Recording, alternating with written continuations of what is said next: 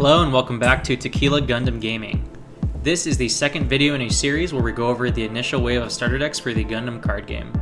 In this video we'll be covering Starter Deck 2, Wings of Advance.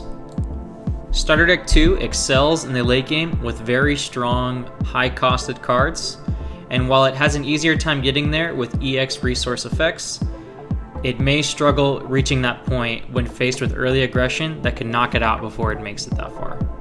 First, we'll be talking about Hero Yui and his links with the Wing Gundam and Wing Gundam Bird mode.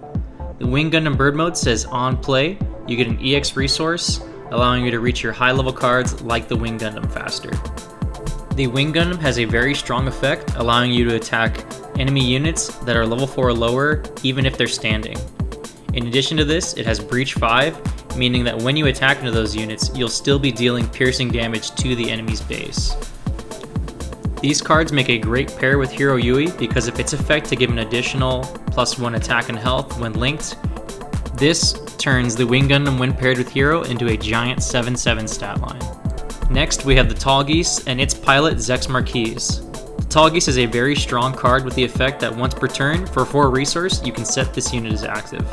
This allows you to either attack twice with a single unit or attack and restand, keeping yourself out of harm's way. Zex Marquise is also a very strong pilot with the effect that during a link, when you destroy an enemy unit with battle damage, you get to draw a very valuable additional card. This extends to the Leo as well, who can link with any Oz trait, including Zex Marquise. Next, we have the Tragos and Ares. These are the only 2 units in the deck with the blocker keyword, and while they may not have much in terms of stats, the blocker ability is very valuable in helping you survive early and make it to your late game threats. Next we have the Magnac, Gundam Heavy Arms, and Gundam Sandrock. While they may not have much in terms of effects, their high attack stats make them excel in dealing damage both to your opponent and to their units. Next we have Troa, Katra, and Siege Ploy as your command cards.